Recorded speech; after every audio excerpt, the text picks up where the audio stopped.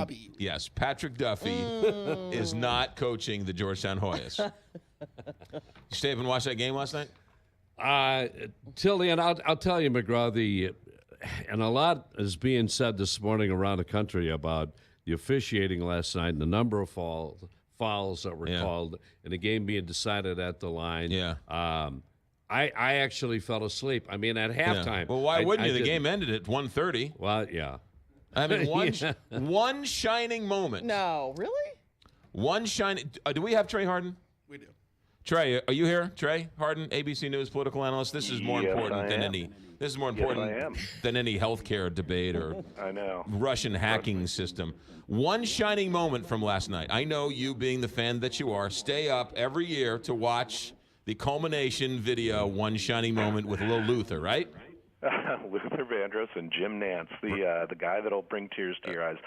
No, my wife went to Carolina, so it was a big night in this house.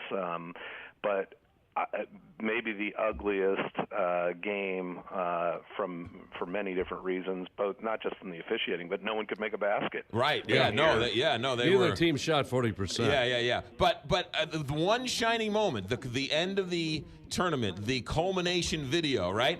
When did that air? It aired at 11 o'clock here in St. Louis, after 11 o'clock, so it would have been midnight on the East Coast. Who's up at midnight to watch the final Luther Vandross song? Well, I mean, the game tipped at 9:20. I mean, it's. Although I guess they could say that it was validated because there was a West Coast team in it this year, but. It's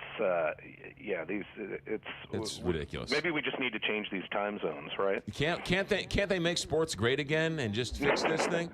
All right, thanks, Jimmy Holder. All right, Trey Hardin, let's talk a little politics. What are we hearing on Capitol Hill? I personally think the Democrats are making a very bad mistake on this Neil Gorsuch. Here in the Midwest, nobody's talking about filibustering Neil Gorsuch. It's on nobody's mind, and Democrats just look like sour grapes by doing this. It absolutely does. Frankly, it's just like this whole surveillance wiretapping thing that Trump's talking about. Who cares, and why are people talking about it? Because it doesn't do anything to repeal and replace Obamacare, doesn't do anything to reform the tax code, that's not what voters care about right now, and that's not what they want. And on the Gorsuch front, voters don't care about filibusters and nuclear options and inside baseball stuff here in Washington. And to your point, yes, I think tactically and strategically, it's just foolish for the Democrats to be fighting this because it hurts their credibility to be able to stand up to other issues going forward, because they're opening the door to basically point out a major example of them doing something 100% for political purposes or revenge or whatever stupid, mundane, immature, explanation you want to use. It just makes no sense, and so they deserve the nuclear option to happen. So Claire McCaskill, a Missouri senator who's up for re-election in this next cycle, Missouri went for Trump 57%. Explain to me the politics of this, Trey. Everyone says she's a brilliant politician.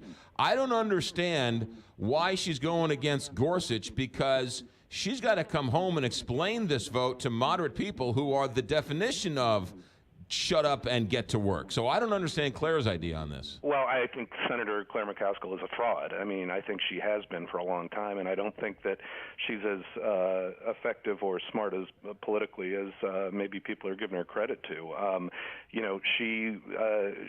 We'll see what happens for her political future, but I just think it's a big mistake, and I think she's caving to Senator Chuck Schumer in New York, who, frankly, the irony on Chuck Schumer, who's now the leader of the Democratic Party in the Senate, the guy actually, even though he was left, I mean, he used to be someone that you could potentially negotiate with and try to work on, try to find compromise on.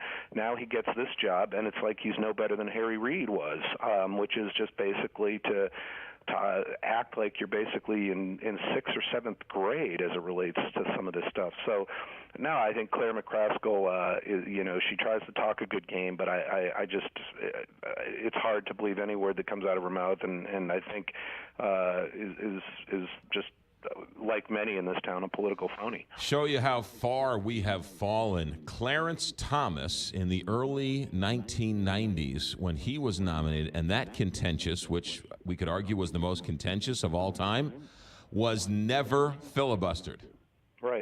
Right, and that's the thing. I mean, there's